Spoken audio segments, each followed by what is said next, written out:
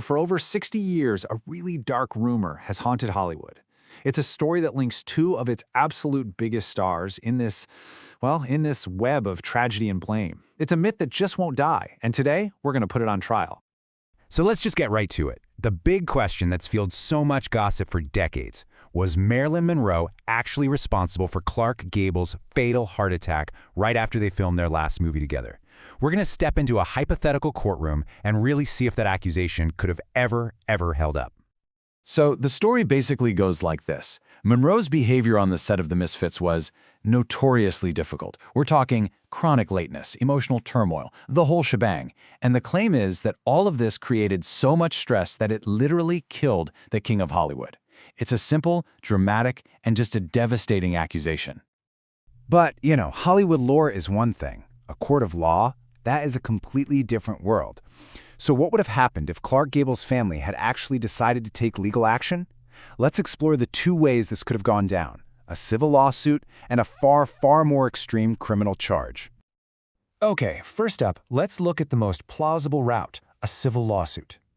In this scenario, the Gable family would have sued Marilyn Monroe for something called wrongful death. Now, it's really important to know that a wrongful death suit isn't about sending someone to jail. It's a civil claim. The family is essentially arguing that another person's negligence or wrongful act caused their loved one to die. The goal isn't prison time. It's about money, financial compensation for their loss. So, to actually win this case, Gable's lawyers would have had to clear 4 major legal hurdles. The first two, pretty easy. They could establish Monroe had a duty of care as a coworker, and they could argue her behavior was a breach of that duty. Witnesses would have lined up around the block for that. But that third step, causation, that's everything. That's where the case would live or die. They'd have to prove, without a doubt, that her actions directly caused his heart attack. The last step, damages, that's a given, but it all comes back to that one crucial link in the chain. And you have to imagine the sheer brutality of a lawsuit like this. The discovery phase would have been an absolute media circus. Every single detail of Monroe's life, her mental health, her prescriptions, her rocky marriage, and of course Gable's own lifestyle, all of it would be picked apart under oath and then immediately leaked to a press that was just starving for it. It would have been a total public crucifixion. And the stakes for Monroe? Oh, they were absolutely catastrophic. If a jury actually found her liable, the damages would be based on what Gable would have earned for the rest of his career as one of the biggest stars on the planet. We are talking millions of dollars, which today would be tens of millions, enough to completely and utterly bankrupt her. So the entire case, her entire future, would all hinge on that one single, incredibly hard-to-prove thing: causation. This is where the real fight in the courtroom would have happened. So picture this. On one side, the prosecution's case is simple. They'd say the crazy stress Monroe created was the final straw, the tipping point for his heart. But on the other side, Monroe's defense team would have a literal mountain of evidence.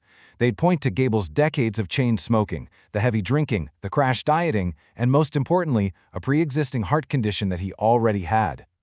And that's really the heart of it, right? The defense's argument would be simple but devastatingly effective. It wasn't a few weeks of frustration on a movie set that killed Clark Gable. It was a lifetime of hard living that had already weakened his heart, probably beyond repair.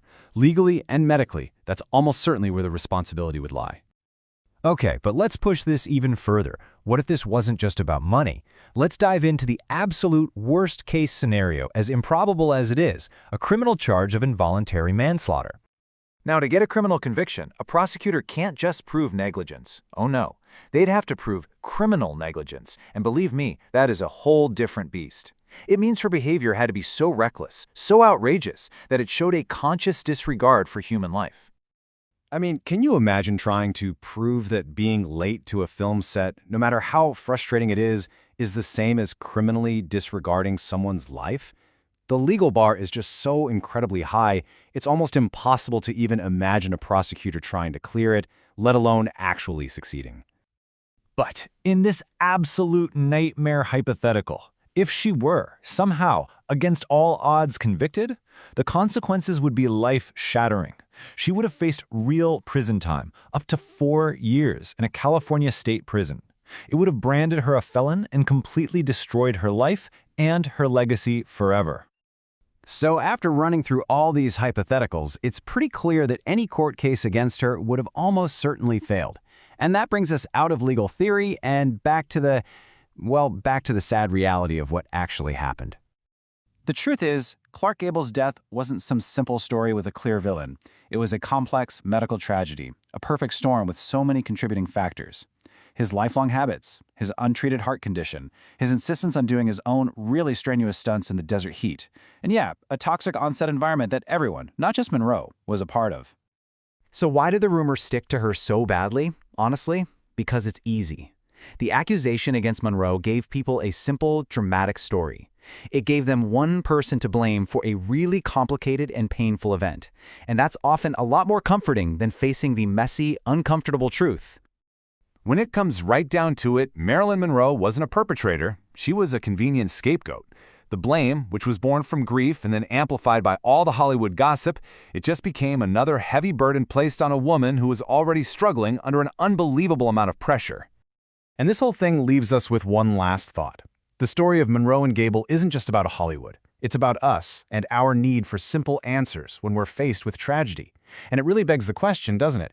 Why is it so often easier to find a villain than it is to find the truth?